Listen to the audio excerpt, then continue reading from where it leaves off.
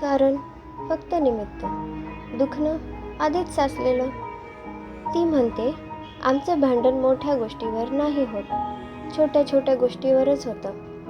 चहा जास्त गोड झाला, मेसेज उशिरा गेला आणि अचानक वातावरण जड होतं. दोघांनाही कळतं हे भांडण नाही, थकवा आहे. कदाचित उपाय भांडण थांबवण्यात नाही, तर त्या छोट्या गोष्टीचा अर्थ समजून घेण्यात आहे. प्रत्येक वेळी तेच होतं.